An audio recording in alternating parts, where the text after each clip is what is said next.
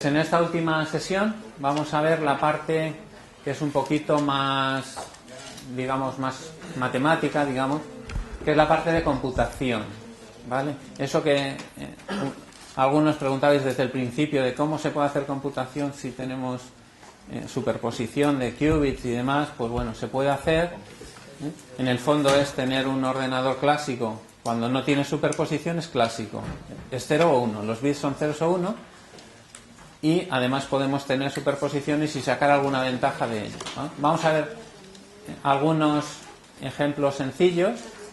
El primer algoritmo en el que se intuyó de alguna manera que la computación cuántica podía ser más potente que la computación clásica, que es el algoritmo de Deutsch, que lo veremos, es muy sencillo, ¿vale?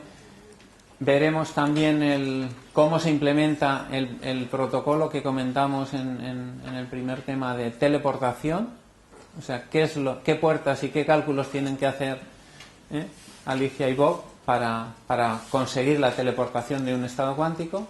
Y veremos también un poquito por encima cómo es el algoritmo de Shor. El algoritmo de Shor es el más importante, del 94, y a partir de ahí, digamos, se produjo toda la ebullición de la investigación en computación cuántica, cuando se vio que realmente la computación cuántica podía servir para resolver problemas, como es el problema de factorización, que clásicamente pues los algoritmos que se conocen son exponenciales y que cuánticamente es polinomial.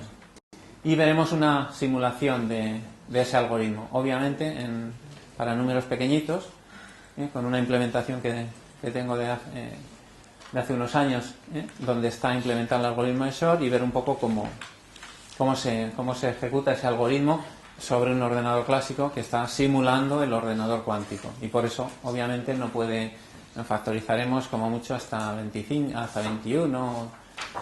Lo más que he podido factorizar con eso son todos los números, digamos, que son compuestos hasta el 255.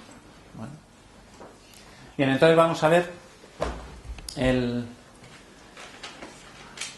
índice, como os comentaba. Vamos a ver un poquito cómo se hace la computación. Obviamente ya sabemos cómo codificar información. En lugar de en bits lo codificamos en qubits, que tenemos la opción de poner superposiciones. Sabemos que además el problema de la lectura de la información, digamos, hay que tratarlo de manera distinta a como se hace clásicamente, porque la lectura de la información, cuando hay superposiciones, realmente no podemos saber leer exactamente el estado de los qubits, sino que sacamos una información ceros y unos, resultados de las medidas, y que ese proceso además destruye el estado de los qubits, con lo cual eso hay que tenerlo en cuenta a la hora de medir, ¿vale? Y nos queda por ver un poco cómo se manipula la información codificada en los qubits para hacer cálculos, ¿vale? Y lógicamente pues vamos a utilizar lo que vamos a llamar puertas cuánticas, que es el análogo de las puertas lógicas de un ordenador clásico, ¿no? Entonces vamos a ver, pues bueno, puertas cuánticas de un qubit, puertas cuánticas de 2 qubits, y con esas puertas podremos hacer cualquier computación cuántica. Igual que con las puertas lógicas, por ejemplo el AND y la negación, por ejemplo, solo con esas puertas lógicas se puede hacer cualquier computación en un ordenador clásico. ¿De acuerdo? Entonces veremos, como hemos dicho, el problema de Deutsch, que es el primer problema sencillito, en el que ya se ve que se puede sacar ventaja de la superposición. Aquí se ve muy claro, que lo explicaremos y lo veremos con detalle. Describiremos un poco el modelo de computación cuántica, cómo podemos describir un algoritmo cuántico, y luego analizaremos con detalle el proceso del teletransporte de información cuántica. En la primera de las sesiones habíamos visto en qué consistía el teletransporte de información cuántica y lo que tenía que hacer Alicia. Para hacer el teletransporte, que era manipular los qubits, medirlos. Pues vamos a ver qué tiene que hacer exactamente, cómo los tiene que manipular, cómo los tiene que medir, y cómo reconstruye Bob la información cuántica del qubit de Alicia en el suyo, ¿de acuerdo? Y por último veremos un poquito el algoritmo de Shor, una descripción general, ¿Cuál es el algoritmo fundamental? Dentro del algoritmo de Shor hay un algoritmo de transformada de Fourier. Y esa transformada de Fourier, que es la transformada cuántica de Fourier, es la que realmente, el paso donde realmente la computación cuántica es muchísimo más potente que la clásica. ¿De acuerdo? Y ese algoritmo se aprovecha de ese hecho para conseguir factorizar números en tiempo polinomial. ¿De acuerdo? Y comentaremos un poquito sobre la tecnología de ordenadores cuánticos. Los ordenadores cuánticos no existen, todavía existen prototipos, ¿eh?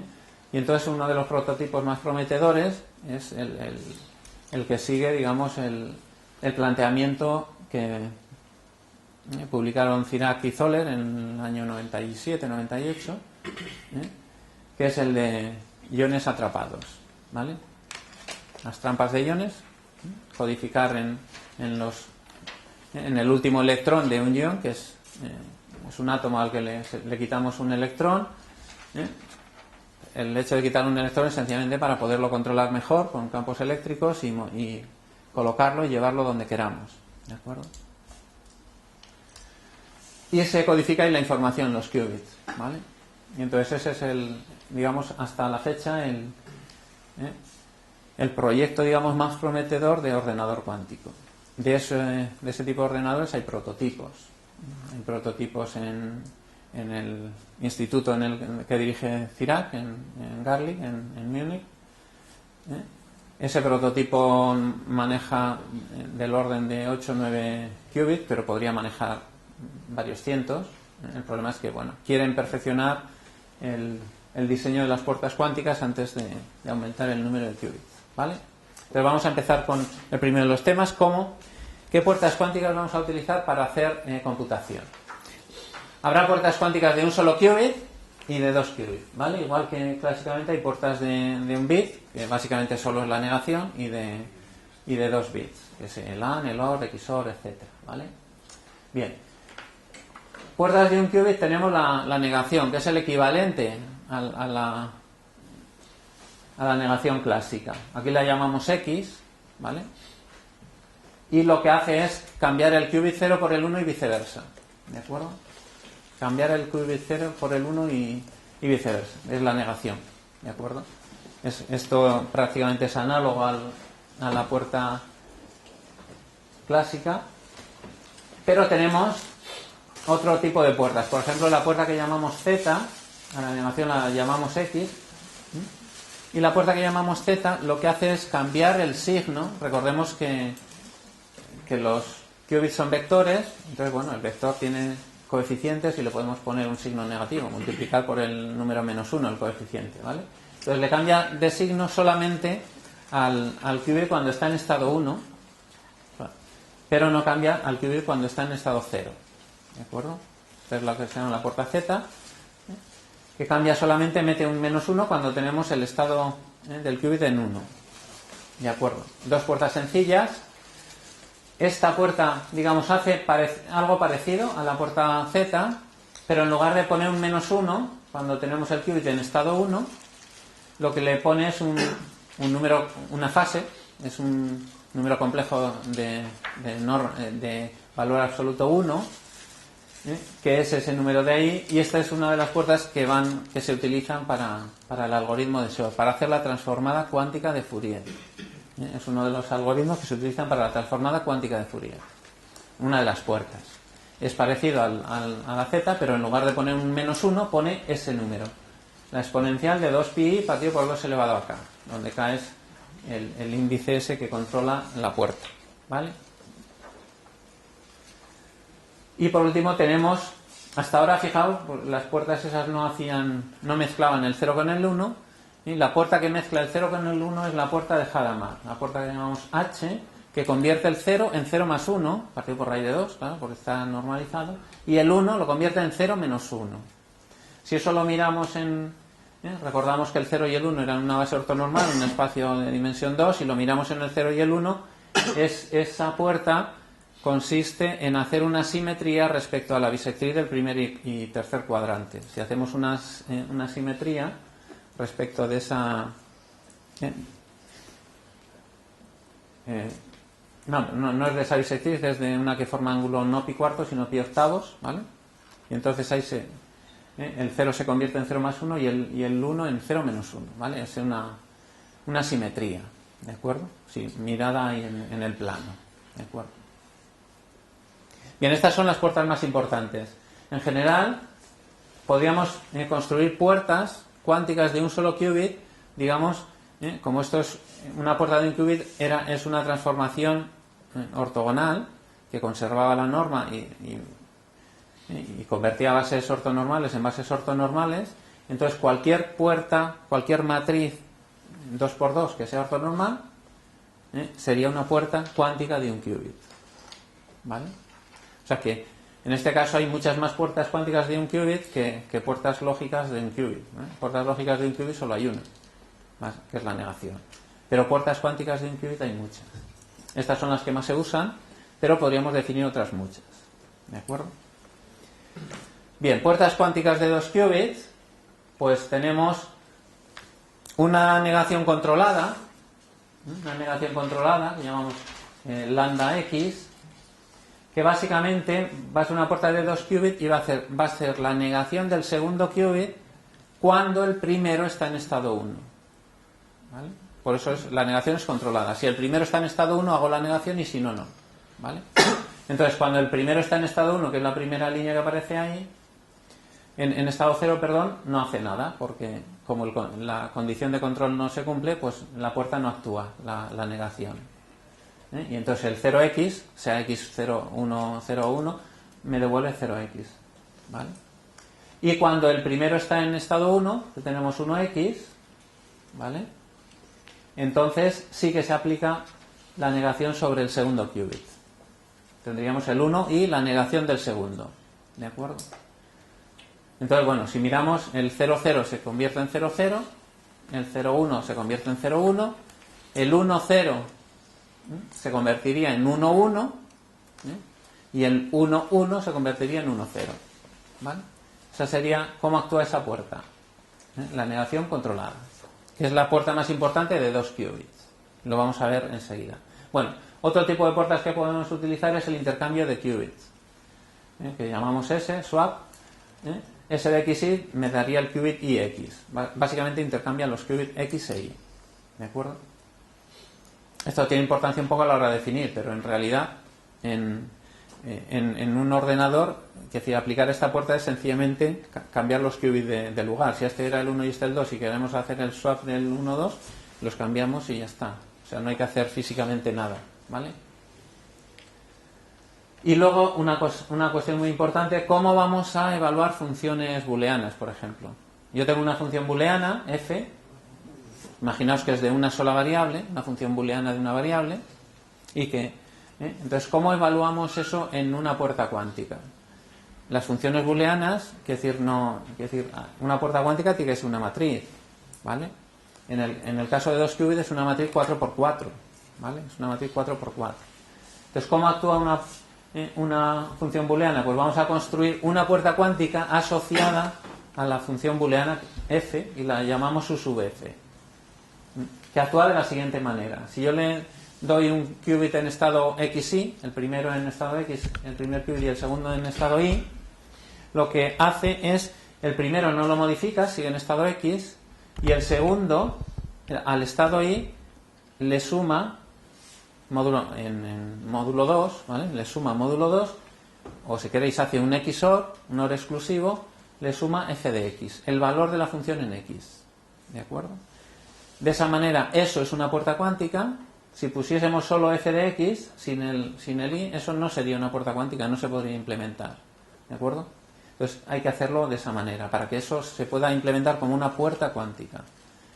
Evaluar f de x, pero sumarle, digamos, módulo 2, el valor de y, ¿de acuerdo? De esa manera implementamos las funciones booleanas en un ordenador cuántico. Bien, entonces, igual que en computación clásica, existen algunos conjuntos de conectivos, de puertas lógicas, perdón, que son universales. Quiere decir que con ellos se puede construir cualquier función booleana. Que son, por ejemplo, la puerta NAND, por ejemplo, ya es un conjunto universal, o la puerta AND con el NOT, por ejemplo, también es un conjunto universal, ¿vale? Pues aquí, ¿qué conjuntos universales tenemos? Pues el conjunto universal está formado por la negación controlada, lambda x, que habíamos visto. Esa es la puerta de 2 qubits, más todas las puertas de un qubit. Todas las posibles puertas de un qubit. Que hemos visto algunas, pero cualquier matriz ortogonal 2×2 sería una puerta de un qubit que habría que meter ahí para que el conjunto fuese universal. ¿De acuerdo?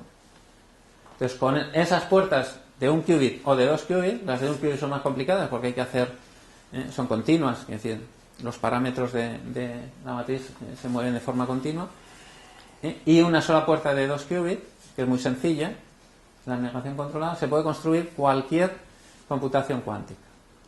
¿De acuerdo?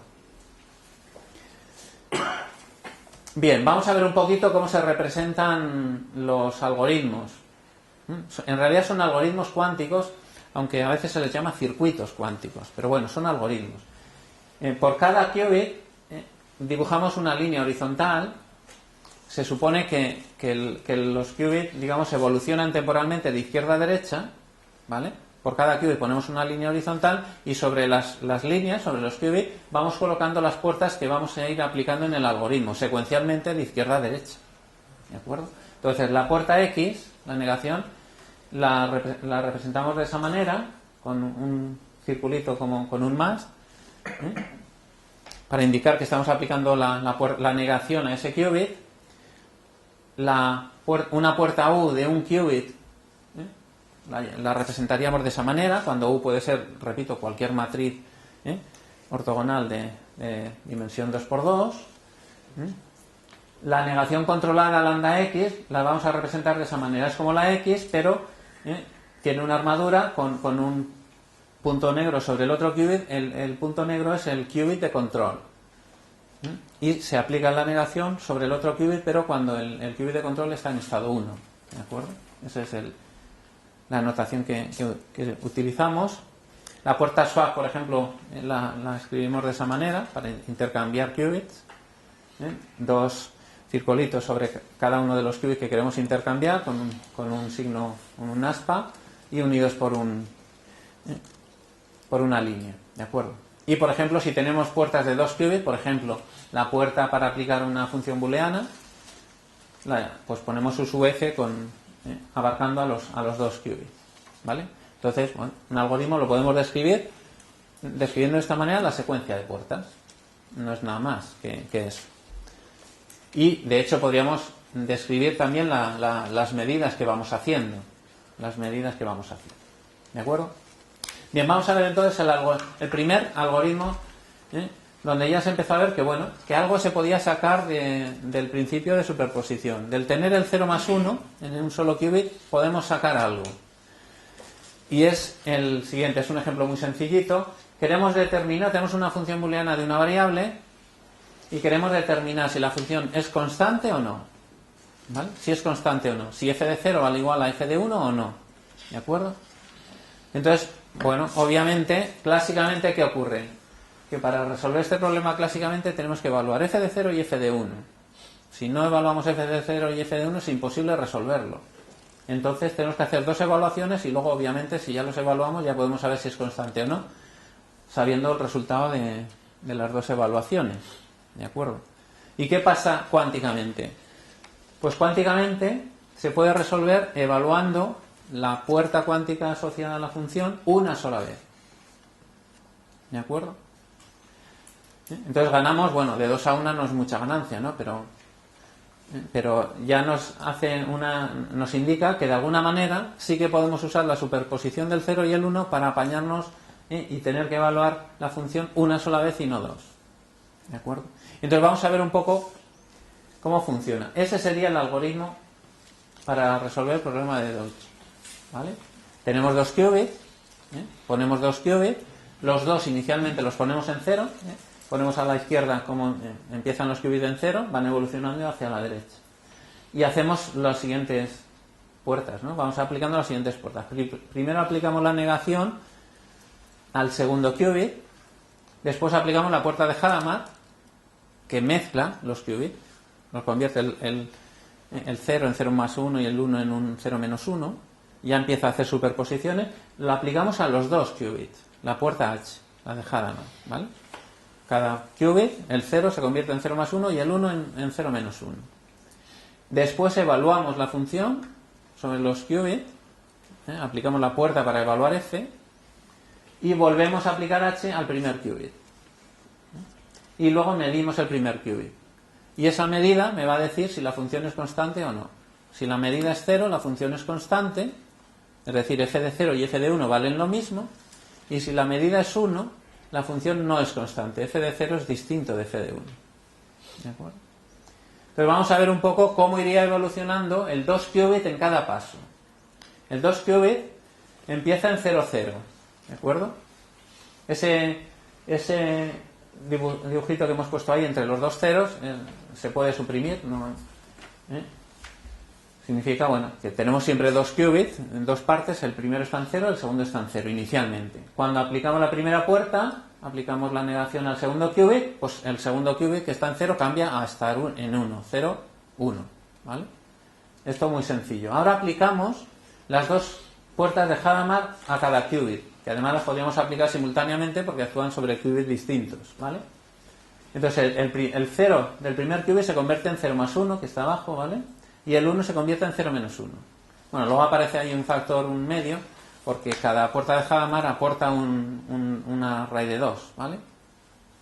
Entonces ya tenemos 0 más 1 por 0 menos 1, el estado del 2 qubit, después de aplicar las puertas Hadamard.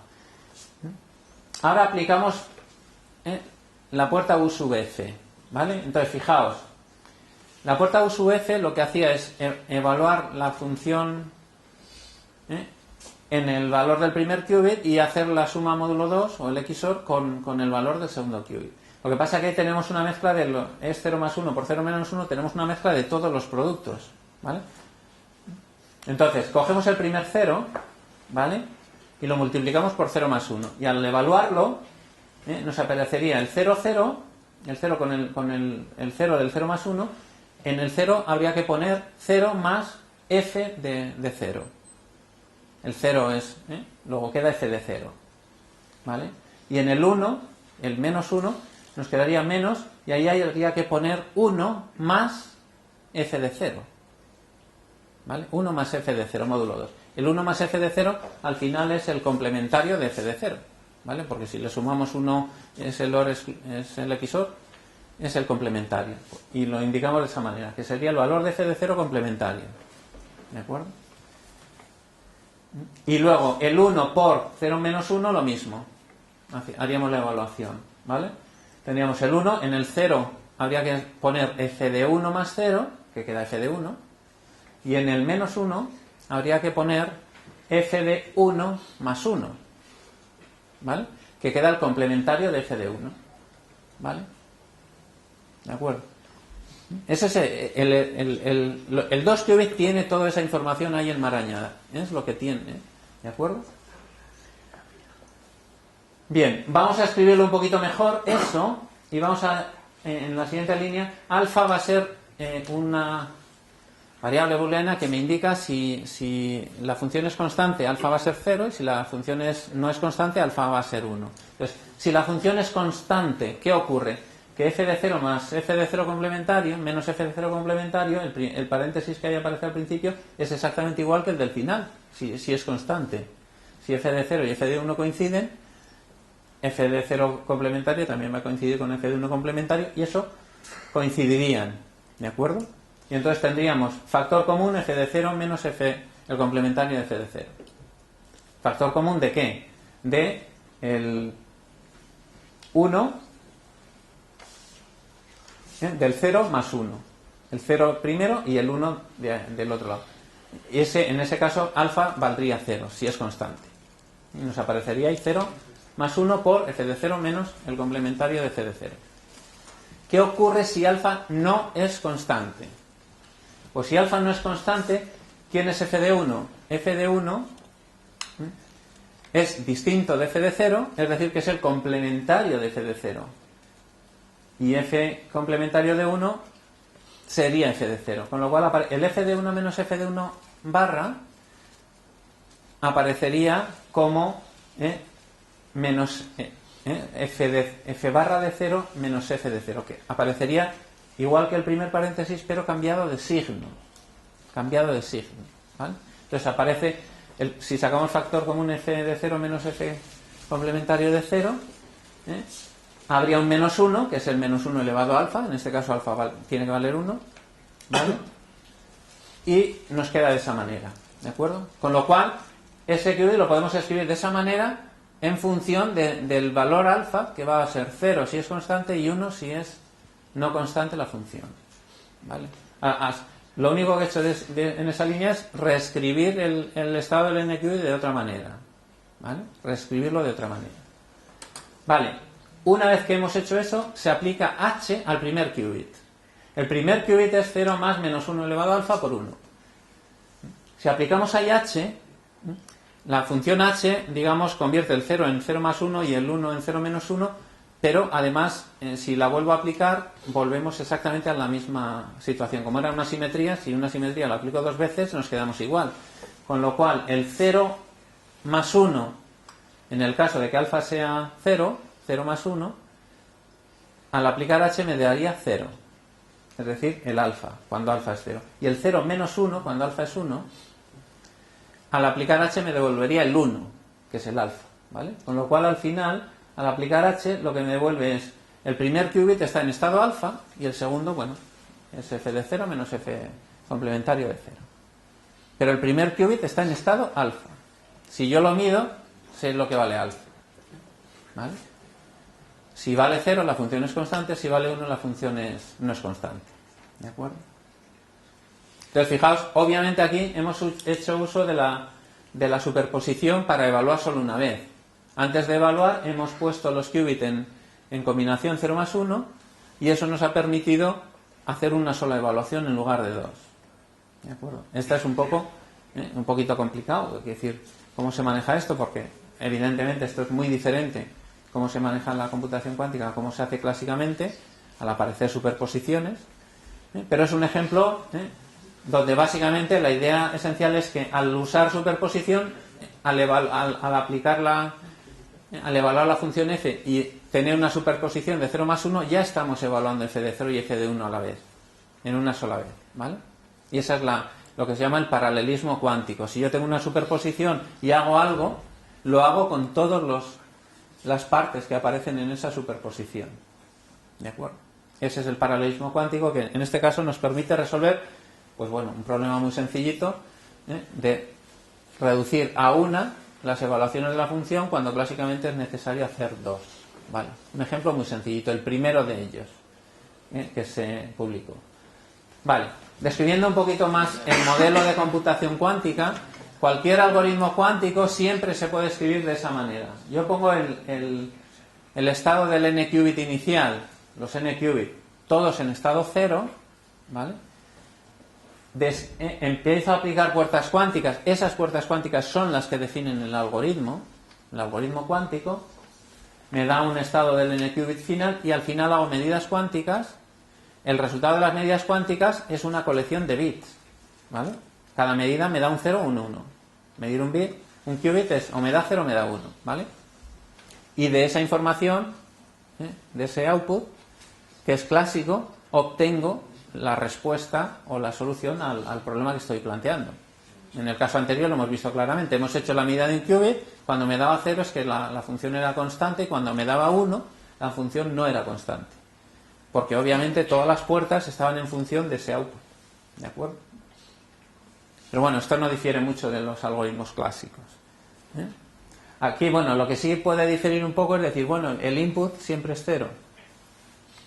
Pero porque, bueno, quiero decir, cuando podríamos poner otro tipo de input, ¿vale? Pero normalmente, hay que decir, el input es 0, pero las primeras puertas lo que hacen es realmente cargar el input del problema. Las primeras puertas cuánticas, ¿vale? Lo que pasa que, bueno, el estado más fácil de construir es el estado, todos los qubits en estado 0. Es decir, por eso la parte esa, digamos, de construcción del hipotético input del algoritmo se hace como parte del algoritmo. Esa es una pequeña diferencia. ¿Vale? Bien, hemos dicho que podemos conseguir que todos los algoritmos se escriban así. Es mucho más sencillo. Primero aplicamos puertas, luego hacemos medidas. Pero bueno, uno podría intercambiar puertas y medidas, alternar, ¿vale? Pero para estudiar los algoritmos es más sencillo plantearlo así. Pero son equivalentes. Cualquier algoritmo que alterne puertas y medidas siempre se puede escribir con un algoritmo completamente equivalente donde primero están las puertas y luego están las medidas. ¿De acuerdo? Eso siempre se puede hacer. ¿De acuerdo? Pero o sea, los algoritmos podríamos empezar que el estado inicial no fuese 0, sino que fuese otro y podríamos alternar puertas y medidas. Para estudiarlo siempre es un poquito más complicado y es más sencillo hacerlo de esta manera. Pero son equivalentes. O sea, cualquiera de los dos descripciones son equivalentes. Entonces vamos a ver ahora lo que habíamos comentado. Cómo se consigue el teletransporte cuántico. Habíamos comentado un poco en qué consistía y qué es lo que se conseguía. Alicia tenía un qubit que no conocía y que quería teletransportar a Bob. Se distribuía en un par EPR, 0, 0 más 1, 1. Alicia se quedaba con uno de los qubits de ese par y Bob el otro. Entonces decíamos, Alicia hace cosas con los dos qubits y luego mide los dos. Le manda el resultado de las medidas a Bob y Bob con esa información es capaz de reconstruir en su qubit lo que tenía Alicia inicialmente en el suyo, ¿vale? Pero lo que vamos a ver es qué es lo que tienen que hacer exactamente Alicia y Bob para conseguirlo, ¿vale? Y lo que tienen que hacer fundamentalmente Alicia es eso. Es tan sencillo como eso. Alicia aplica la negación controlada al qubit del par EPR, psi 1, controlada por el qubit que quiere teletransportar, phi, ¿vale? Aplica esa puerta, luego aplica la puerta H al qubit que quiere teletransportar y luego mide los dos. Mide los dos y obtiene un resultado M1, que será un 0 o un 1, el resultado del qubit phi, y M2, el resultado del qubit psi. ¿De acuerdo? Y esa información, esas dos medidas son las que le pasa a Bob. ¿Y Bob qué hace? Con los resultados de esas medidas hace lo siguiente. Si la medida M2 era 1, el resultado de la medida de Alicia del segundo qubit era 1, aplica la puerta X, la negación, al qubit que él tiene. Si es 0, nada, no hace nada. X elevado a 0 se supone que no hace nada, ¿vale? Que sería la identidad, ¿vale? Y hace lo mismo con la medida M1. Si M1, la medida del primer qubit, fuese 1, aplica la puerta Z. Y con esa receta, Bob recupera exactamente el qubit que Alicia tenía en phi. ¿Vale? ¿Sí? ¿Y con esto exactamente qué se busca conseguir? O sea, si supuestamente ya, digamos, parte de la seguridad está basada en el hecho de que es probabilidad y que no siempre en cuanto mires se cambia y desaparece, el hecho de ir aplicándole funciones para ir, digamos, haciendo más complicado el hecho de que puedan deducir cuál es el original. No, lo que aquí se pretende es que Alicia tiene un qubit, que es phi, que no tiene por qué conocer, que incluso puede desconocerlo y puede teletransportarlo a Bob, sin conocerlo incluso, ¿vale? Pues si lo conociesen, le diría a Bob, oye, en mi qubit es así, y Bob lo podría construir, ¿vale? Esto, digamos, tiene aplicaciones, digamos, en repetidores cuánticos, que ya lo comentamos. Se podrían conseguir repetidores cuánticos. Lanzar qubits por la fibra óptica, los puedes perder porque la fibra los absorbe. Si tú no quieres perderlo, pues tienes la opción de no lanzar previamente el qubit, sino crear un puente con un par EPR, una vez que hacer varios intentos hasta conseguir crear el puente con un par EPR, y una vez que tienes el par EPR lo teletransportas, de manera que no pones en riesgo ese qubit. Con eso, en teoría, la limitación de alcance en la criptografía cuántica se supera. Entonces, eso es una de las aplicaciones. ¿Todas estas funciones son para generar el par EPR? No, el par EPR lo tendrías que generar, distribuirlo, y una vez que lo tienes, haces el teletransporte. Tú imagínate, solamente una de cada 10 veces consigue el qubit llegar al final de la fibra. Una de cada 10 veces. Claro, eso es un desastre, ¿vale? Porque si el qubit contiene algo que no quieres perder, no lo puedes lanzar, porque es que la probabilidad de perderlo es el del 90%. Entonces lo que haces es, no, yo me lo quedo. Intento una media de 10 veces crear un par EPR. Una de cada 10 veces lo consigo, las otras 9 no me sirve de nada. Pero una vez que lo consigo, teletransporto el qubit, sin riesgo. Y luego eso lo puedo volver a repetir, ¿vale?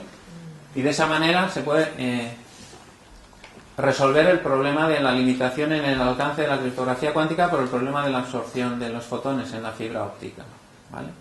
Lo que pasa que, bueno, tecnológicamente todavía es muy costoso esto. No existen dispositivos comerciales que generen pares EPR en fotones, ¿vale? Eso se hace solo en el laboratorio, ¿de acuerdo? Y otra cosa, cuando exista la computación cuántica, lo mismo que tú encargas a alguien que te haga un cálculo y te dé los resultados, pues podrías encargar a alguien que te construya un determinado estado cuántico, ¿vale? Él es experto y tiene el dispositivo no sé qué, construye el estado cuántico y ¿qué hace? ¿Cómo te lo manda?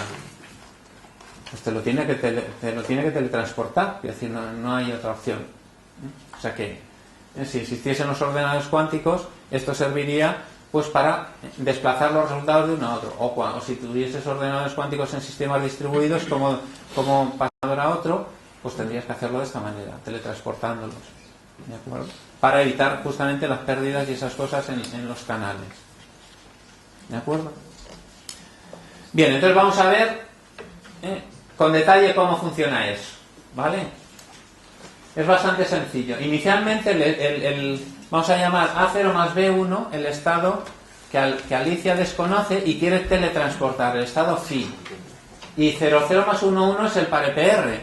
Recordamos que Alicia tiene el primer qubit de ese par, el que afecta al primer 0 y al primer 1. No puede actuar sobre el otro qubit, sobre el segundo, ¿vale? Entonces ahí tenemos 3 qubits. Alicia actúa sobre el primero y el segundo y Bob tiene el tercero, ¿vale? Entonces, ¿qué hace Alicia? Lo primero, bueno, vamos a escribir eso de otra manera, ¿vale? Vamos a poner, usando la propiedad distributiva, tendríamos A0 por el 00 más 11 más B1 por el 00 más 11, ¿vale? Eso es escribir el qubit el mismo estado, pero de otra manera, ¿vale? Lo que hace Alicia es aplicar la negación controlada. Controla el primer qubit, niega el segundo, ¿vale? Entonces, cuando el primer qubit, que es en A0, está en 0, al segundo no le hace nada, queda 00 más 11, porque no le hace nada. Cuando el primer qubit está en 1, que es B, cuando aparece B por 1, ¿qué hace con el 00 más 11? Cambiar el segundo qubit. Y aparece el 10 más 01. Ha cambiado el segundo qubit, porque el primero está en 1, ¿vale? Esa es la puerta que hace Alicia al principio, ¿de acuerdo? Luego, ¿qué hace? Aplica H. Hemos dicho que aplicaba H al primer qubit, ¿no? Sí, aplica H al primer qubit. Entonces, ese 0 que acompaña a la se va a convertir en 0 más 1. Y el 0 que acompaña, el 1 que acompaña a la B, se convierte en 0 menos 1. Y luego aparece, bueno, una parte por raíz de 2 ahí que se van acumulando los factores raíz de 2, ¿vale? Bien, una vez que tenemos eso, vamos a escribir esto de otra manera. Vamos a escribir todo este qubit, eso es todo el cálculo que hace Alicia. Lo escribimos de otra manera. Entonces vamos sacando factor común, 0, 0. Cuando el primer qubit y el segundo están en estado 0, tendríamos A por 0 por 0 y el tercer qubit entonces estaría en 0, por eso aparece 0, 0, factor común de A por 0, ¿vale? Y tenemos otro 0, 0 cuando tenemos B por 0 multiplicado por el 0, 1 del final, me quedaría 0, 0, factor común de B por 1. Entonces me queda 0, 0 multiplicado por A0 más B1. Esa es la parte donde aparece primer y segundo qubit en 0. Primer qubit en 0 y segundo en 1, pues tendríamos 0 y habría que multiplicar por el 1, 1, entonces me quedaría 0, 1, factor común de A por 1. Y en el otro lado, el 0, 1 sería factor común de B por 0. ¿Vale? Entonces queda 0, 1, factor común de A1 más B0. Eso es escribir lo mismo que tenemos arriba, de otra manera, ¿vale? El 1, 0 lo mismo. Tendríamos A1 por el 0, 0, entonces teníamos 1, 0, factor común de A0, y tendríamos ahí el 1, 0, que es menos B por 1, 0 y por 1, es decir, el 1, 0 factor común de menos B1, ¿vale? Entonces ya queda, y finalmente el 1, 1 me quedaría el A por 1, y ahí el 1, 1 me quedaría menos B por 0, ¿de acuerdo? De acuerdo. Eso es el resultado que tiene del estado de los 3 qubits cuando Alicia mide. Y Alicia ahora mide el primer qubit y el segundo qubit. Entonces, la opción, fijaos, podría medir 0, 0. Si midiese 0, 0, lo único que quedaría de todos los 4 términos es el primero. Y entonces, ¿en qué estado estaría el qubit de Bob, el tercero? En estado A0 más B1. Recordamos, si los dos estaban en 0, Bob no tenía que hacer nada para recuperar el qubit de Alicia. Efectivamente, si está en 0, 0, el qubit que tiene Bob está en el estado inicial A0 más B1, del qubit phi que quería teletransportar. ¿De acuerdo? Imaginaos que la medida de Alicia ha sido, por ejemplo, 0, 1. 0 en el primer qubit, 1 en el segundo qubit. Entonces, ¿qué tenía que hacer Bob? Bob tenía que aplicar X al segundo qubit, porque la segunda medida era 1. Tenía que aplicar la X, intercambiar el 0 y el 1 a su qubit. Entonces, ¿qué ocurre? Cuando Alicia mide 0, 1, lo que le queda a Bob es A1 más B0, que está cambiado, fijaos, el coeficiente de A y B están cambiados. Si aplica X a su qubit, el 0 y el 1 se cambian y me queda A0 más B1, que es el estado que quiere recuperar. ¿De acuerdo? Y eso mismo ocurre con el tercer caso y con el cuarto caso. ¿Vale? En el tercer caso, 1, 0, lo que tendría que hacer Bob es aplicar Z a su qubit, es decir, cambiar el signo del menos 1, y efectivamente, si cambia el signo del menos 1, me vuelve a quedar A0 más B1. Y en el último caso, cuando mide 1, 1, Bob lo que tenía que hacer es las dos cosas: intercambiar el 0 y el 1 y cambiarle el signo al 1. Intercambiamos en el último caso a 1 menos B0 el 0 y el 1, me queda A0 menos B1, y ahora le cambiamos el signo y me queda A0 más B1. ¿De acuerdo?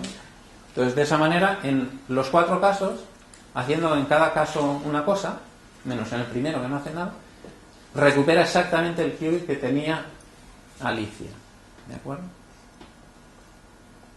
Entonces, aquí hay una especie de magia, obviamente, porque es decir, el que aparezca de repente en el tercer qubit lo que había en el primero, sin haber interactuado nunca en conjunto entre los dos, y esa magia tiene que ver con que los qubits, el segundo y el tercero, estaban entrelazados, y lo que haga sobre el segundo al final acaba repercutiendo en el tercero, ¿vale? Entonces, bueno, es decir, este es un ejemplo que, es decir, las operaciones realmente son sencillas, son sencillas. Hay que aplicar 2 puertas cuánticas Alicia y 2 medidas, y Bob prácticamente o ninguna, una o 2 puertas cuánticas. ¿De acuerdo? Bien, este es, repito, el algoritmo, fijaos, es súper sencillo. Tiene 1, 2 medidas y como mucho otras 2 puertas cuánticas que realiza Bob. ¿Vale? Entonces este es un poco cómo funciona ese teletransporte, que fue un resultado también que tuvo mucha importancia, precisamente porque, bueno, realmente es bastante sorprendente que se pueda hacer esto con computación cuántica, ¿vale? Y vamos a ver un poquito la descripción un poquito muy por encima del algoritmo de Shor. El algoritmo de Shor, repito, permite factorizar números, en teoría, yo que sé, de 400, 500 cifras decimales en muy poco tiempo, si existiesen ordenadores cuánticos. O sea, un número de 500 cifras en un ordenador clásico es imposible factorizar, tardaría siglos, bueno, o mucho más que siglos, es imposible. En un ordenador cuántico no. ¿Por qué? Porque la complejidad, el número de operaciones que tenía que realizar, no crece con el tamaño del número, sino con el tamaño del logaritmo, es decir, con el número de dígitos del número, no con el tamaño del número en sí. ¿De acuerdo? Y clásicamente sí que crece como el tamaño del número. O sea, las operaciones clásicamente son del orden de 10 elevado a 500, eso es más que la edad del universo, ¿vale? Y sin embargo, cuánticamente crece con 500, no con 10 elevado a 500. Imagínate, 500 a la cuarta, ¿vale? 500 elevado a la cuarta, lo que sea, ese número de operaciones, pero eso entra ya prácticamente dentro de un segundo en un ordenador, digamos, a la velocidad de los ordenadores actuales. ¿De acuerdo? Entonces, el algoritmo de Shor utiliza un planteamiento que ya se conocía desde mucho tiempo antes, recordamos, el problema de la factorización ha sido un problema, ya los griegos buscaban algoritmos para factorizar, o sea, más de 2000 años lleva este problema dando vueltas, ¿vale? Entonces ya se conocía, el planteamiento ya se conocía. Entonces lo que ha hecho la computación cuántica es resolver uno de los pasos de ese planteamiento que clásicamente no se puede resolver en tiempo polinomial, que es calcular el periodo o la frecuencia, si queréis, de una función periódica vía una transformada de Fourier, ¿vale? Hace una transformada de Fourier y los picos de la transformada de Fourier te indican la frecuencia y indirectamente el periodo de... Y eso es lo que consigue la computación cuántica, hacer una transformada de Fourier de manera exponencialmente más rápido que el algoritmo, por ejemplo, de la transformada rápida de Fourier clásica. ¿De acuerdo? Pero mucho más, una pasada. Entonces, bueno, planteamientos. Vamos a elegir... Queremos factorizar el número n, ¿vale? Queremos factorizar el número n. Me dan a mí el número n, quiero factorizarlo. ¿Qué hago? Este es un algoritmo probabilístico, ¿vale? Es decir, al final hay una cierta probabilidad de obtener un factor y hay que repetir varias veces hasta que esa probabilidad vaya creciendo hasta acercarse a 1 y ya obtenerlo seguro, ¿vale? Entonces, lo que hago es elijo aleatoriamente un número entre 0 y n menos 1. Elijo aleatoriamente. Compruebo si el máximo común divisor de ese número elegido aleatoriamente con 1 es distinto de 0. Si el máximo común divisor es distinto de 0, ya tengo un factor. El máximo común divisor es un factor de n, ¿vale? Si es 1, no, porque bueno, ¿de acuerdo? En todos estos números que decimos en criptografía, obviamente la probabilidad de que este A elegido al azar te dé un factor es 0 prácticamente, ¿vale? Es 10 elevado a menos 100, algo así, una cosa ridícula, ¿vale? O sea que no esperemos que esto nos va a resolver el problema, ¿vale? A continuación lo que se hace es construir una función periódica con ese valor de A, que es la exponenciación, A elevado a X, módulo n. Con aritmética modular, módulo n, construimos la función A elevado a X, ¿vale? A elevado a X. Entonces, lo que ya se sabía es que si supiésemos calcular el periodo de esa función es periódica. Si supiésemos el periodo de esa función, seríamos capaces de factorizar el número n, ¿vale? Y entonces esta parte azul es lo que va a resolver el algoritmo cuántico. El resto del algoritmo es clásico, ¿vale? Entonces, lo que vamos a determinar en el punto 2 es cuánticamente el periodo de la función a partir del valor de A y de n. Entonces luego a continuación, si ese periodo es impar, no nos vale. Tenemos que volver a empezar. Si el periodo saliese impar, no vale. Tenemos que volver a empezar. O sea, tenemos que hacer otro intento. Si es impar, lo que hacemos es calculamos el máximo común divisor de ese número, A elevado a t medios, por eso lo de que t fuera par, más 1 módulo n. Si ese máximo común divisor es distinto de n, ya tenemos un factor. Ese es un factor de n. Y en otro caso tenemos que volver a empezar, porque no hemos obtenido ningún factor de n, ¿vale? O sea que esto es todo probabilístico. Si ocurre esto, ya tenemos un factor, si no, volvemos a empezar. Tenemos en el caso 1, en el punto 3 y en el punto 4. ¿De acuerdo? Al final luego hay que calcular la probabilidad de obtener un factor. Si la probabilidad es infinitesimal, pues el algoritmo no va a funcionar. Pero si la probabilidad es constante, el algoritmo sí que va a funcionar. ¿De acuerdo? Y entonces, bueno, ¿cómo hacemos la parte cuántica? La parte cuántica es determinar el periodo de esa función, ¿vale? Entonces, bueno, vamos a describir muy rápidamente cómo es el algoritmo cuántico para calcular ese periodo. Pues construimos un n-qubit en general con dos registros de qubit, ¿vale? Dos registros de qubit. En el primero Bueno, el número de qubits que tenemos que poner en los registros es, en el primer registro, digamos, básicamente tenemos que poner tantos qubits como dígitos binarios necesitamos para representar el número n cuadrado, ¿vale? Como para representar el número n cuadrado. De acuerdo. Imaginaos que n es 7, pues es 7 al cuadrado 49. ¿Cuántos necesitamos para 49? 8. Pues 8 bits. Un registro de 8 qubits. Y el segundo registro, pues sencillamente el número de bits para representar n. ¿Vale? Número de bits para representar n. El segundo registro es un poquito más pequeño. Básicamente la mitad del primero. Pero bueno, ¿de acuerdo? Entonces, esos dos registros los tenemos que utilizar. Entonces, ¿qué hacemos? Bueno, aplicamos la transformada de Fourier al primer registro, ¿vale? Esto es solamente para inicializar en la estructura de datos.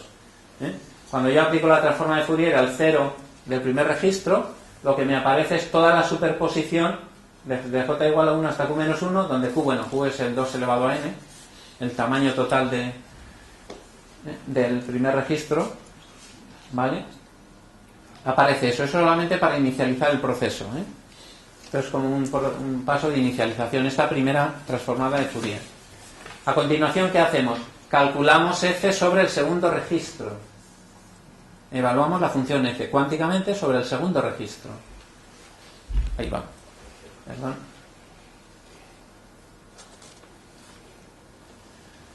¿Vale? Entonces aplicamos f y ¿qué aparece? En lugar de j0 aparece jf de j. ¿Vale? jf de j. Aparecería la suma módulo 2, pero como hay que sumar módulo 2 con 0, pues aparece f de j. Ahí está la información que nosotros necesitamos, en esa f de j, ¿vale? Está metida ahí. Está todo. Fijaos, tenemos una superposición, aquí tenemos una superposición de 2 elevado a n términos distintos. La suma es desde j igual a 0 a q menos 1, 2 elevado a n términos distintos. Donde el 2 elevado a n, imaginaos, es 2 elevado a 1000. Es una superposición enorme. ¿De acuerdo? Bien, volvemos a aplicar la transformada de Fourier. Ahora es para intentar calcular el periodo al primer registro otra vez, ¿vale? Y nos va a aparecer, bueno, la transformada de Fourier al primer registro, nos aparece la W, que es la exponencial de 2pi partido 2 a la n, elevado a jk, sumado en k y en j, y aparece eso, la segunda transformada de Fourier. Esto lo podemos reescribir diciendo que juntamos todos los términos que coinciden con k en el primer registro y nos aparece una sub k en el segundo registro, que es la expresión esa que aparece ahí, ¿vale? Y ahora, ¿qué se hace? Se mide el primer registro entero, se miden todos los qubits del primer registro. Ese es el output del algoritmo cuántico. Medimos el primer registro, ¿vale? El primer registro, que va a ser, pues va a ser un número entre 0 y q menos 1. Esas medidas las interpretamos como un número escrito en binario, entonces es desde 0 hasta q menos 1, donde q era 2 a la n, ¿vale? Ese es el posible output y la probabilidad de cada valor de k es la amplitud de ese a sub k que tenemos ahí, ¿de acuerdo? De ese a sub k, ¿de acuerdo?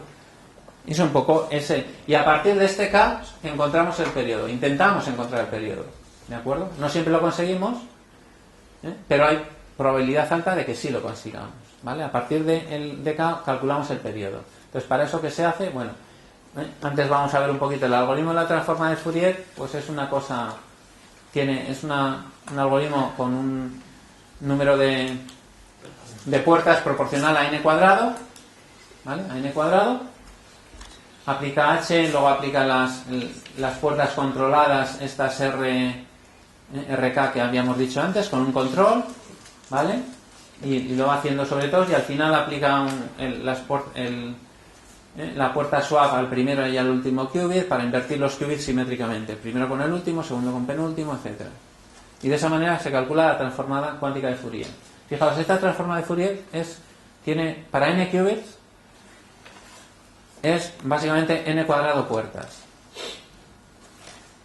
Clásicamente, la transformada rápida de Fourier, ¿cuántas puertas lógicas o qué complejidad tendría? El registro es de tamaño 2 elevado a n. El registro sobre el que hay que aplicar la transformada de Fourier.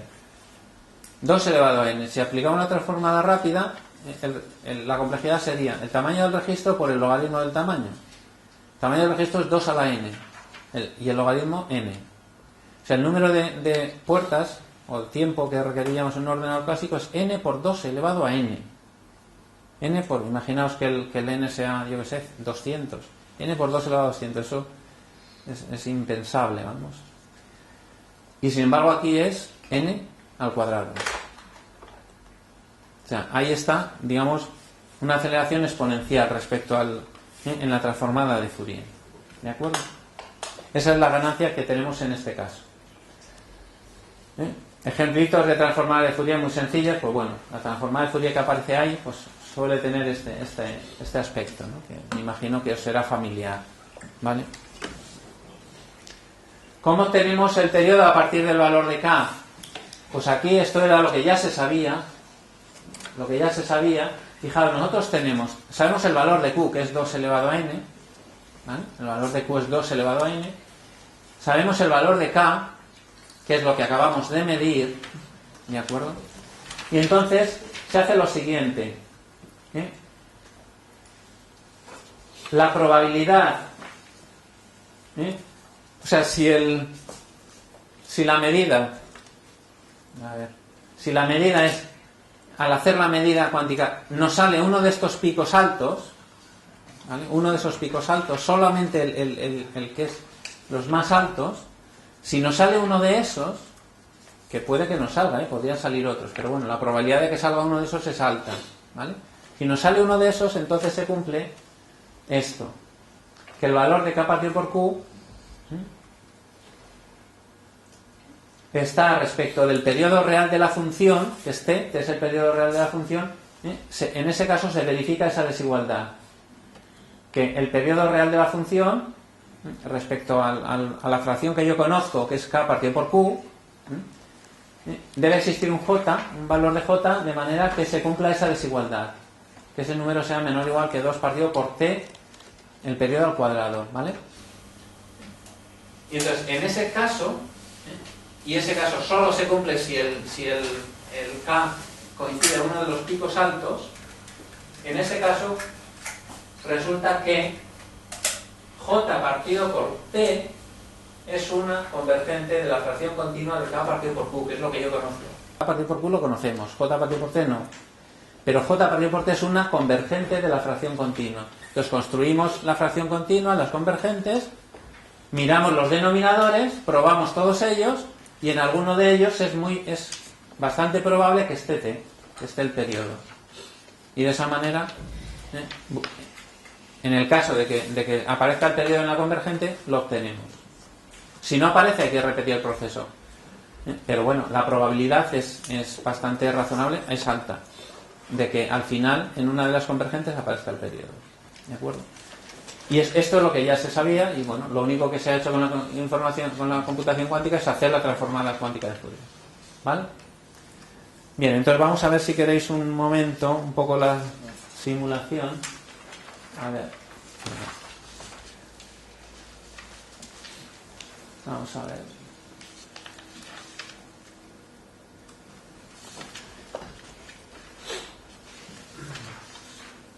Vamos a poner el short de 21 así, ¿vale? Bien, entonces hemos tenido suerte, Ha encontrado un factor a la primera. Bueno, factorizar 21, el algoritmo de eso para factorizar n igual a 21. Hemos elegido un número aleatorio, entre 2 y n-1, ¿vale? Bueno, entre 0 y n da lo mismo. En ese caso nos ha salido 10.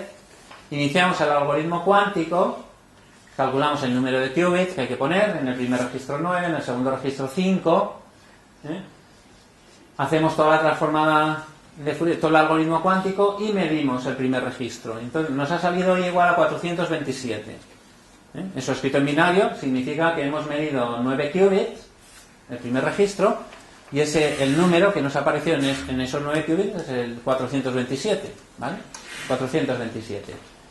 Ahí finaliza el algoritmo cuántico. ¿Y ahora qué hacemos? El periodo real de la función, esto me lo he hecho yo, digamos, eso porque es un caso sencillo, es 6. El periodo real de la función es 6 en este caso. Entonces, la fracción continua de 427 partido por 512, recordamos el K, que es el 400, lo que llamamos allí, lo que hemos medido, dividido por el 2 elevado a n, 2 elevado a 9, que es 512. La fracción continua es eso. Bueno, quiero decir, se hace una especie de divisiones, con los restos, se va quedando uno con los restos y al final obtiene una representación de ese número, 427 partido por 512, de manera un poquito especial, donde nos aparecen los restos, que son el 1, 5, 42, 2. ¿Vale? Eso es lo que llamamos la fracción continua. Y entonces, hacemos las convergentes de esa fracción continua, que es coger los números de esa fracción continua, que es el último, 427 partido por 512, de la fracción continua quitándole el penúltimo, nos sale otro número, el 211 partido por 256, y así hacemos lo que se llaman las convergentes, que es como coger la fracción continua y ir borrándole números. Y obtenemos varias convergentes, ¿de acuerdo? Entonces, hay que mirar en los denominadores de estas convergentes y es posible que aparezca el periodo de la función. Y fijaos, en este caso aparece en la segunda convergente 5/6 aparece el periodo real de la función. ¿Vale? Ese periodo, bueno, probaríamos con todos, con el 1, con el 6, con el 253 y con el 512. Probaríamos a ver si con eso conseguimos un factor. ¿Vale? Y en este caso conseguimos el factor 3. El numerito ese de A, que era 10, elevado al t medios, periodo partido por 2 a 6 medios, menos 1, máximo común divisor con el n, con el 21, me da uno, en este caso daba 3, que es el factor que hemos obtenido. ¿De acuerdo? Obviamente puede ocurrir, vamos a repetirlo, también ha salido, otra vez ha obtenido el... No, mira, ahora ha vuelto a empezar el algoritmo, en 14 otra vez empieza el algoritmo, ¿vale? Ahora el m, el número elegido al azar es 4, ¿vale? El valor de que hemos obtenido a la medida es 171. El periodo real de la función en este caso es 3, ¿vale? También se ha obtenido en la fracción continua, fijaos, en las convergentes, aparece el 3 como denominador de una de ellas. Hemos obtenido el factor, pero ¿qué pasa? Que en este caso 3 es impar, no me vale. El periodo tenía que ser par, si era impar no vale, no nos servía. ¿De acuerdo? En este caso el algoritmo no funcionaba, ¿vale? Bien, bueno, vamos a cerrar esto, si no se nos va a acumular aquí muchas cosas. Y vamos a ver ahora un poco, a ver cómo, para que veáis un poco cómo aparece la transformada de Fourier. Vamos a ver, T short de 21.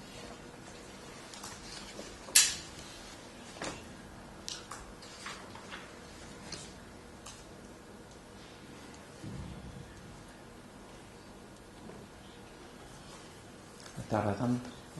Vale. Entonces esta es un poco, aquí lo que estoy dibujando es la transformada de Fourier, ¿vale? Entonces tenemos un registro de tamaño 9, ¿vale? Tenemos un registro de tamaño 9, entonces tenéis ese primer recuadro hasta la línea que va hasta arriba del recuadro, eso es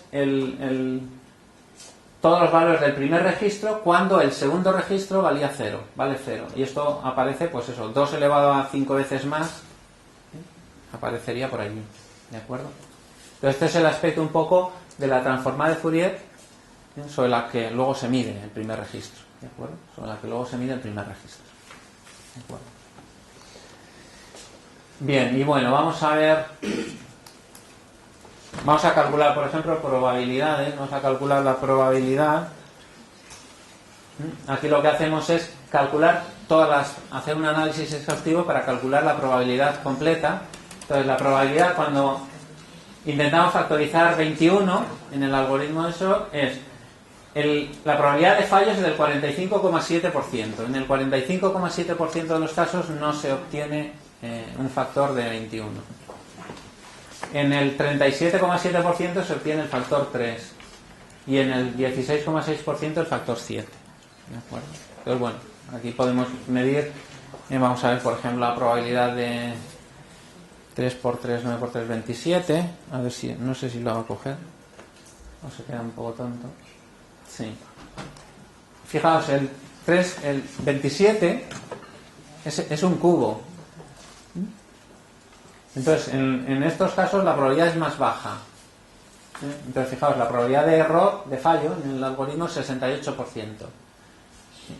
Y la probabilidad de estos son 24 y 8. ¿Vale? Y por ejemplo, si ponemos un cuadrado, todavía es peor. Los cuadrados son peores. El 82,6% de las veces fallamos al intentar factorizar 25, que es un cuadrado, ¿vale? Pero para estos casos, que son los peores, los algoritmos clásicos sí funcionan. Si un número es un cuadrado, el algoritmo clásico lo factoriza de manera rapidísima. Y si es un cubo, también. Con lo cual, los casos más donde peor probabilidad hay es, digamos, en esos, ¿vale? A ver, vamos a cerrar esto.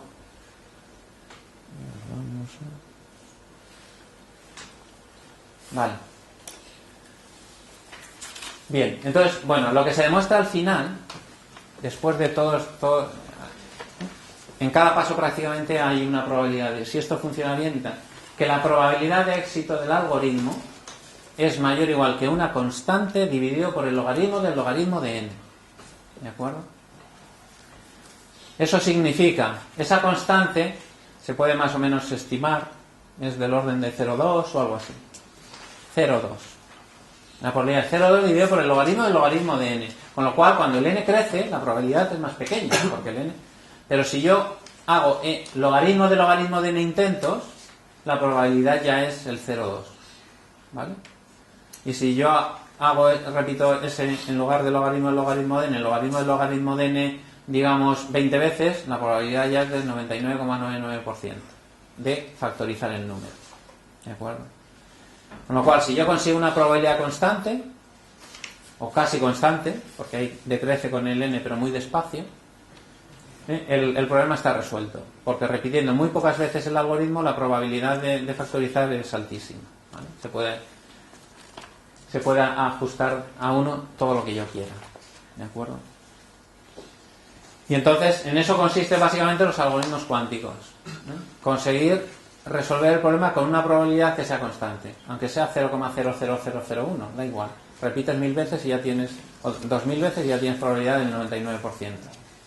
¿De acuerdo? Entonces es conseguir probabilidad constante. Porque en muchos casos, cuando haces, te sale que la probabilidad decrece como 1 partido por n. Si la probabilidad fuese como 1 partido por n, claro, factorizar un número 10 elevado a 100, la probabilidad sería 1 partido 10 elevado a 100, o sea 0. ¿De acuerdo? Entonces no tendríamos resuelto el caso. ¿De acuerdo? Bien, entonces esto es un poco cómo funciona el algoritmo de Shor. Y aquí tenemos la tablita de probabilidades para todos los números compuestos y que no sean pares entre 0 y 250, entre, vamos, el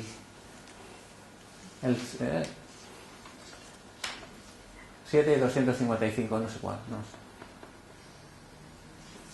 ¿Vale?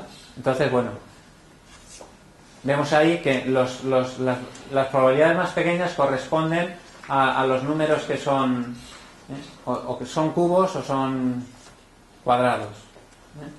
Teníamos ahí el 25 que hemos probado, que tenía una probabilidad muy baja, el 49, es decir, y eso por ahí.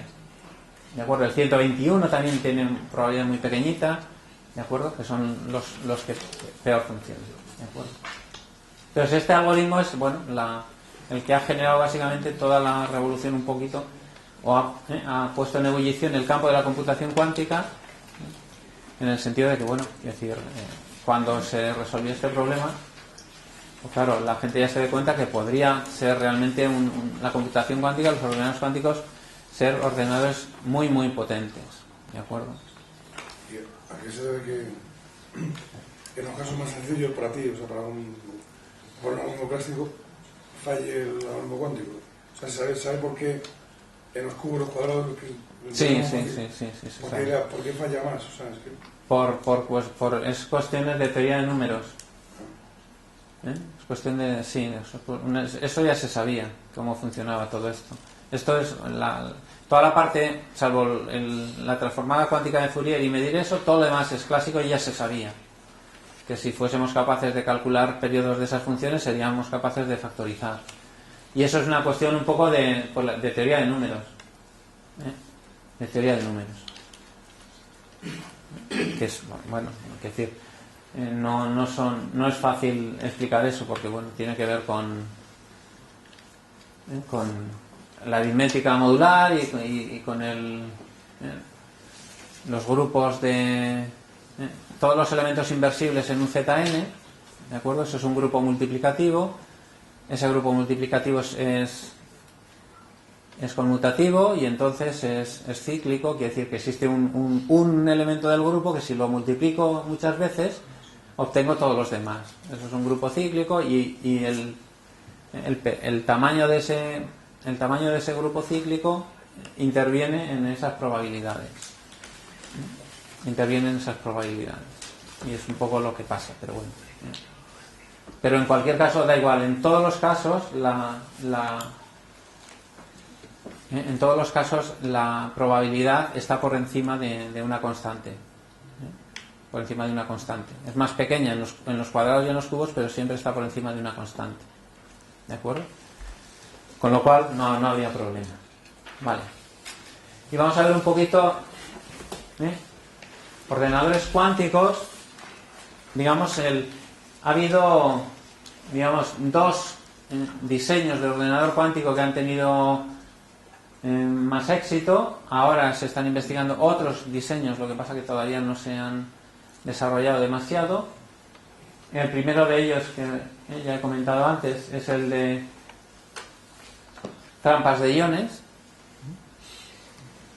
Lo de las trampas es sencillamente, es decir, porque los iones, ¿sabes? Un qubit lo representamos en un ion, que es un átomo al que le hemos quitado un electrón. Le quitamos el electrón básicamente para que el átomo esté cargado, el ion tenga una carga eléctrica y se pueda manipular fácilmente con campos eléctricos. ¿De acuerdo? Entonces, actualmente, por ejemplo, el prototipo de ordenador cuántico que hay en el instituto que dirige Firat, digamos, es de esta tecnología y, consiguen llevar los iones, los qubits, al procesador, que es donde se aplican todas las puertas y no sé qué, y luego al buffer de memoria, conducidos mediante campos eléctricos, y pues los traen 50.000, 100.000 veces y no hay ningún problema. Toda esa tecnología está perfectamente controlada. Hay que tener en cuenta que esta tecnología es muy cara de momento, es decir, porque tiene que haber ultra alto vacío, es decir, tener un ion, quiere decir, en un centímetro cúbico de aire hay pues trillones o cuatrillones de moléculas, de oxígeno, de no sé qué. Entonces hay que hacer un vacío absoluto, quiere decir, para que los iones no se estén chocando ahí con todo el mundo. Entonces eso tiene que ser a un ultra alto vacío, que ya es una tecnología, es decir, que es complicada. Tiene que además estar a temperaturas muy bajas, prácticamente a cero absoluto. Entonces estos ordenadores en concreto trabajan en ultra alto vacío y a ultra bajas temperaturas, ¿de acuerdo? Temperaturas del orden de milikelvins. El cero absoluto, que es menos 273 grados centígrados, pues por encima del cero absoluto unas milésimas de grado, ¿vale? ¿De acuerdo? O sea que son tecnologías que de momento son complicadas, pero se controlan, ¿de acuerdo? Entonces, ¿cómo se aplican las puertas cuánticas? Con láseres, siempre con láseres, ¿vale? Los láseres, digamos, cuando tú iluminas un ion que tiene el electrón en una determinada órbita, ¿vale? Con una determinada energía en esa órbita, si la siguiente órbita tiene un poquito más de energía, pues no le pasa nada tú vas variando la frecuencia del láser, no pasa nada, y cuando la frecuencia del láser, la energía de los fotones coincide exactamente con la diferencia de energías entre las dos órbitas, entonces pum, el electrón absorbe fotones y salta a la siguiente órbita, ¿vale? Y de esa manera se manipula. Una órbita es el 0, la otra es el 1, y entonces se hacen puertas cuánticas siempre con láseres, utilizando láseres, ¿de acuerdo? Entonces ahí tendríamos como el procesador, que sería pues eso, juntar un ion en la zona donde actúan los láseres, o poner dos cuando tenemos las puertas de dos qubits, ¿de acuerdo? Hacer la puerta, te llevas los qubits a su buffer de memoria, traes los siguientes, los vuelves a aplicar, etcétera, etcétera.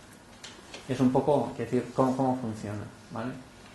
Pero es muy complicado, es decir, muy complicado tecnológicamente. La tecnología es complicada, pero bueno, teniendo en cuenta que en los años 80, principios de los 80, nadie había manejado prácticamente un estado cuántico puro, lo que se ha hecho ha sido, avanzar a unos pasos agigantados, pero bueno, es decir, todavía queda mucha tecnología por desarrollar para poder controlar mejor todavía los estados. Ese era uno de los prototipos de ordenador cuántico. El otro, que se desarrolló más rápidamente porque era más fácil tecnológicamente, utilizaban los aparatos de resonancia magnética nuclear, en lugar de utilizarlos para hacer escáneres en los hospitales, pues bueno, se pueden utilizar para hacer computación cuántica. Pero bueno, esos, digamos que al principio se desarrollaron muy rápidamente, pero digamos que no son escalables, digamos, a ordenadores cuánticos con muchos qubits, porque bueno, los qubits se representaban sobre pequeñas zonas de un material ferromagnético que el resonador pues interactuaba con ellos para aplicar puertas cuánticas y demás, pero es decir, si tienes muchos qubits al final es un problema, y esa tecnología pues prácticamente para computación cuántica ya no se está usando. Y luego, bueno, hay otras modalidades de otras propuestas de tecnología para computación cuántica que están basadas en superconductividad, por ejemplo. La superconductividad, bueno, imagino que sabéis lo que es, que de repente tú tienes, por ejemplo, un hilo de cobre, le bajas la temperatura, y cuando llegas prácticamente al cero absoluto se convierte en superconductor. Ya la resistencia eléctrica cae a cero, con lo cual ahí puedes tener corrientes eléctricas de miles de amperios sin pérdida energética por el efecto Joule del calentamiento y tal, ¿de acuerdo? Y entonces, ¿qué ventaja tienen un qubit de esta manera? Pues básicamente la ventaja que tienen es que el qubit prácticamente es macroscópico, o sea que podrías tener un circuito superconductor y ahí tienes el qubit. Y podrías poner, por ejemplo, que el 0 es cuando gira la corriente en un sentido y el 1 cuando gira en el otro. Y puede girar en los dos, sí.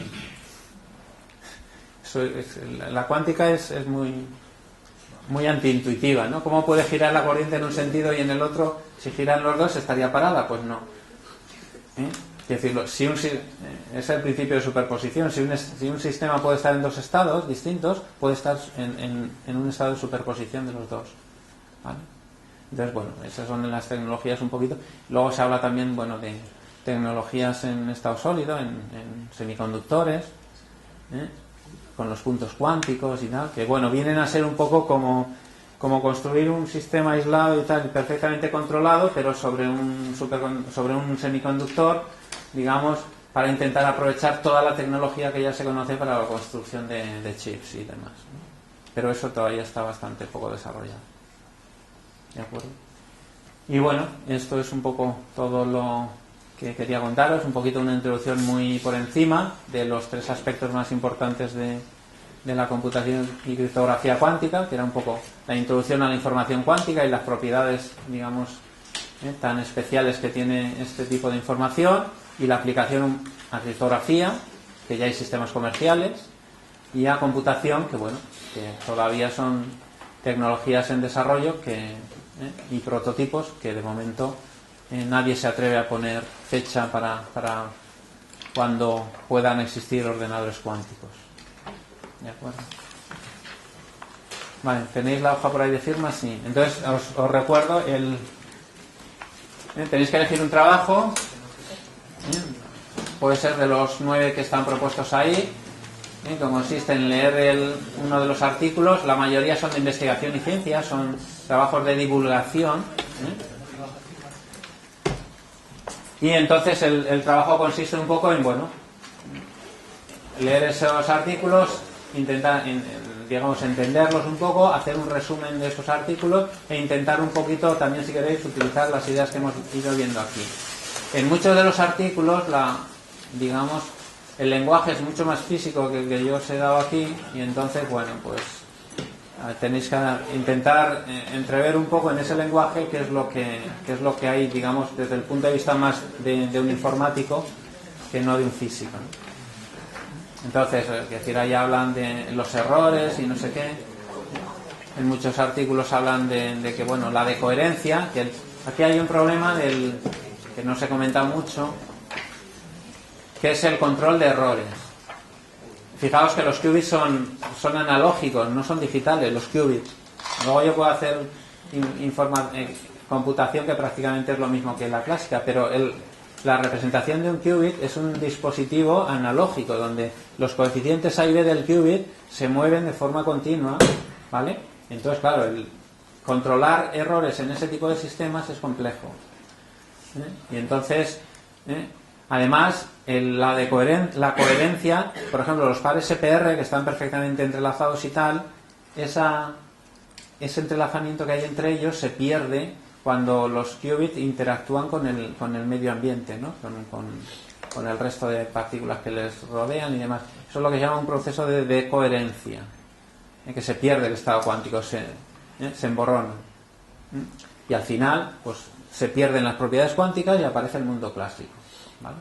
Tampoco se entiende muy bien cómo ocurre eso, pero claro, en muchos de los artículos aparecerá ese concepto y aparecerá que eso es debido al principio de incertidumbre, entonces lo mezclan un poquito, entonces tenéis que ver un poco, intentar sacar un poco la parte desde el punto de vista un poquito más de un teórico de la informática, de un teórico de la información y computación, para sacar un poquito las propiedades y pasar un poquito por encima, pues esos tipos de comentarios que son un poquito más desde el punto de vista físico, ¿vale? Pero que aparecen en muchos de los artículos de información y computación cuántica, porque muchos de los que trabajan son físicos, ¿vale? Y nada, y os quería comentar, la fecha hemos dicho el día, no sé, el día 22, lo pone ahí en el papel, ¿no? El día 22, que es lunes. Y imagino que, sois de adaptación, que tenéis que hacer este año ya otro trabajo fin de grado, que si alguien quiere hacer alguna cosa de computación cuántica e implementar alguna simulación de algún algoritmo, alguna cosa, pues que si quiere, pues que me lo diga, ¿vale? Y entonces nada, quedamos ya en eso, ¿de acuerdo?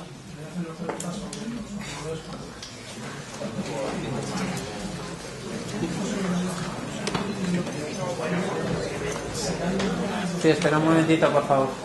¿Serán más rápidos que los de ahora?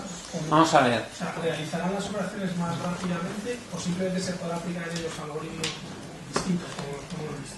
Vamos a ver, hasta ahora no se ha demostrado que el ordenador cuántico sea más rápido que el clásico.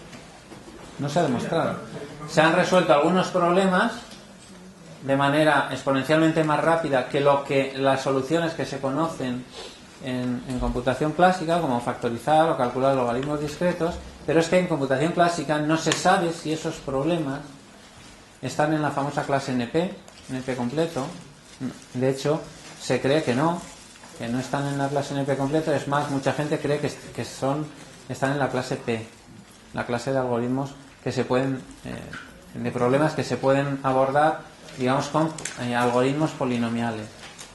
O sea que esto es como la criptografía. ¿Esto es seguro? Nadie ha demostrado que eso sea seguro. Entonces nadie ha demostrado que un ordenador cuántico tenga mayor potencia de cálculo que un ordenador clásico. ¿De acuerdo? Puede que sí, puede que no, pero vamos, es obvio que decir que si es cierto, la demostración no es nada trivial, que decir, nadie ha conseguido demostrarlo. Pero lo mismo que en criptografía, nadie ha conseguido demostrar que RSA sea seguro, o que cualquier sistema de criptografía clave pública sea seguro, y sí que se ha demostrado que la criptografía cuántica es segura, pero, es decir, suponiendo que la física es como la entendemos ahora. ¿Quién nos dice que la física no es distinta?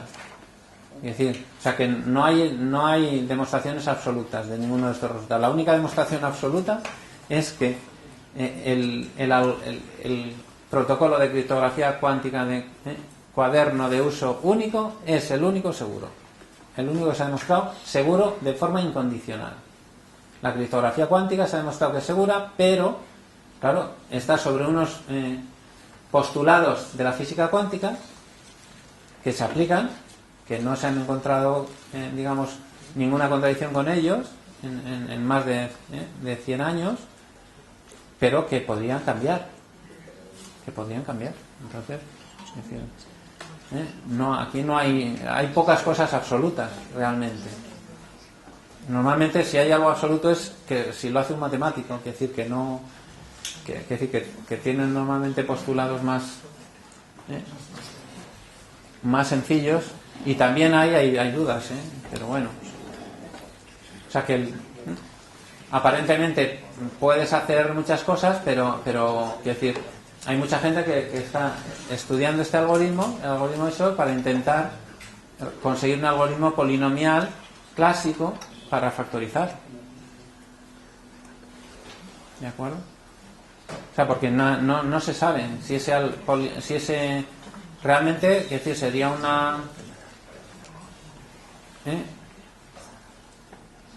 un resultado muy importante saber si la factorización está en la clase NP completo o no. ¿Vale? Hoy por hoy la mayoría de la gente que es experta en complejidad de algoritmos y esto cree que no. De hecho, es que tampoco se sabe si la clase NP completa es igual que la clase P. O sea, los algoritmos estos que se supone que son muy difíciles, no está demostrado que sean más difíciles que un algoritmo polinomial, que un problema polinomial. ¿De acuerdo? De hecho, hay $1.000.000 para quien consiga demostrar que esas clases son distintas o que son iguales. Hay $1.000.000 esperando al que consiga demostrar. ¿Vale?